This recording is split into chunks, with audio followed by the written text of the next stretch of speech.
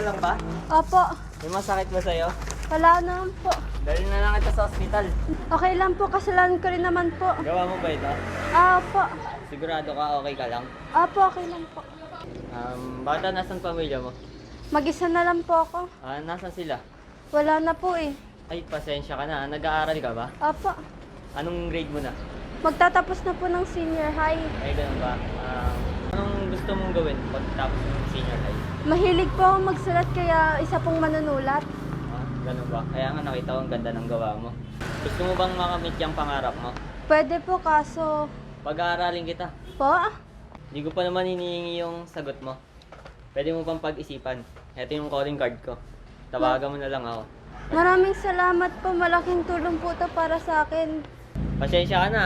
Kaso marami pa akong gagawin eh. Mauna na ako. Sige po, salamat po. Sige.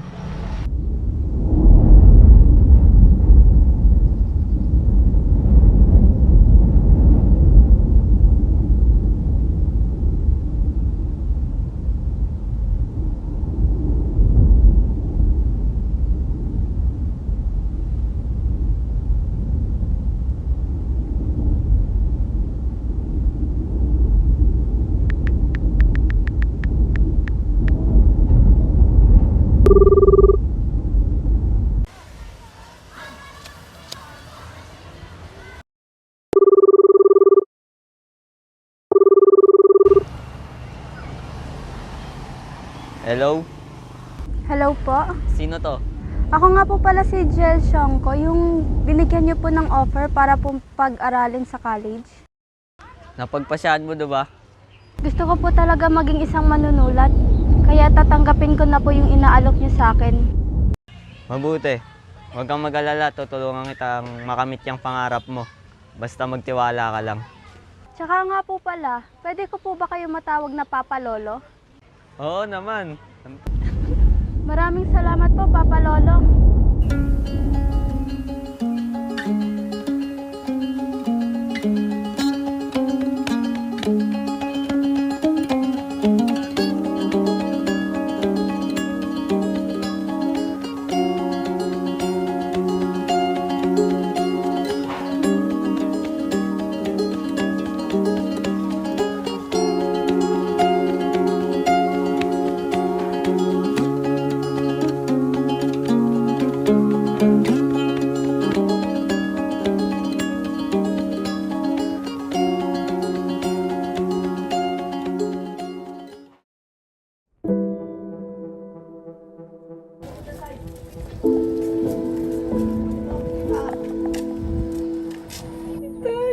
Pagkihiganti kita.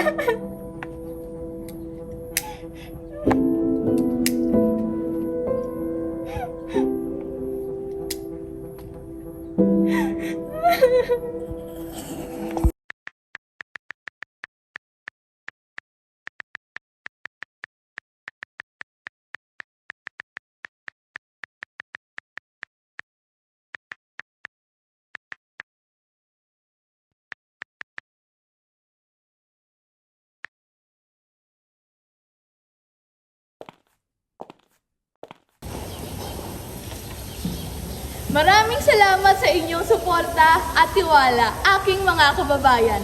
Pinapangako kong magiging maganda ang ating bayan.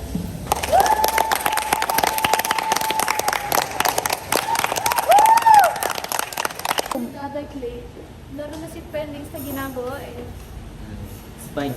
By the way, congrats sa pagkabanalong. Thank you! Ano ka, Brenda? Ako sa naman first week ng pamamalakad eh. Okay naman. Marami na lang projects yung ginagay.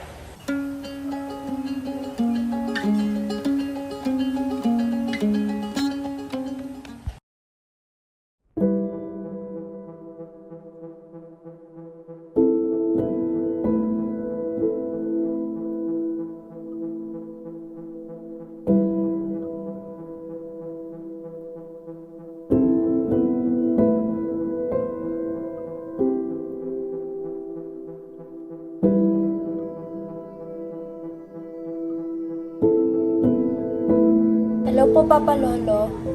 Malapit na po ako graduate.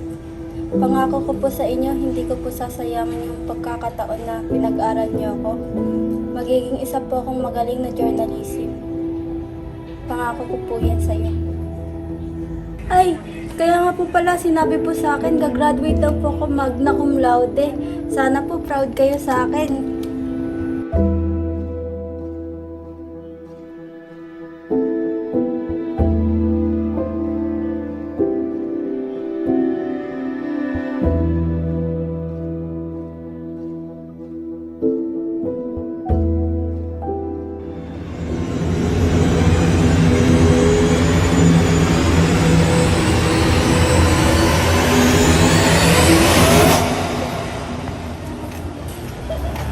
Good morning po, Mary.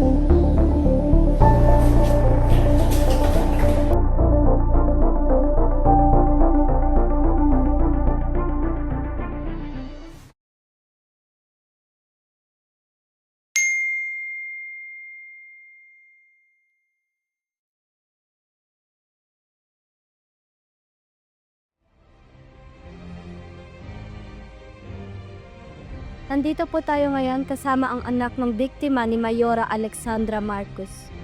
Maaari ko po ba malaman anong nangyari? Pinatay niya ang tatay ko. Mamamatay tao ka, bumaba ka sa pwesto. Sinira niya ang buhay namin. Wala namang ginagawa yung itay ko.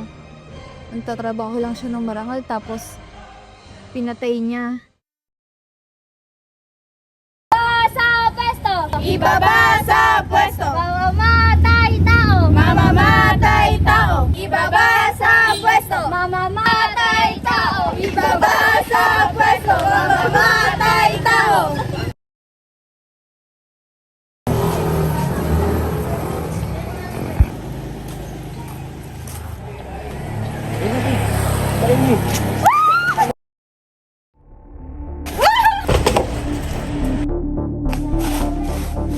Nasaan ako? Pakawalan niyo na ako! Mga walang ya kayo, mga wala kayong puso. Hoy, Sino ka? Walang ya ka. talagang walang hiya ako. Kaya kilalanin mo ang binabangga mo. Demonyo ka! Pinatay mo yung tatay ko! Parehas lang kayo ng tatay mo. Mga walang kwenta! Mabubulong ka sa impyerno! Magsama-sama tayo sa impyerno!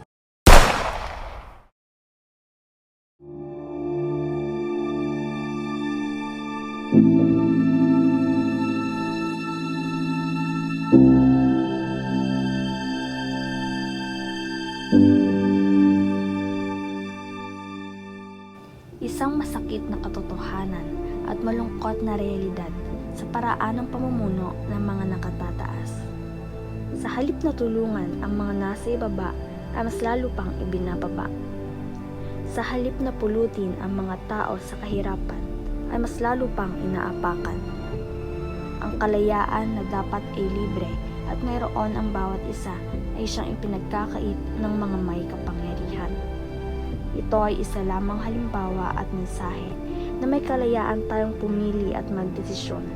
Kayo huwag basta magtiwala at umasa sa mga paasa.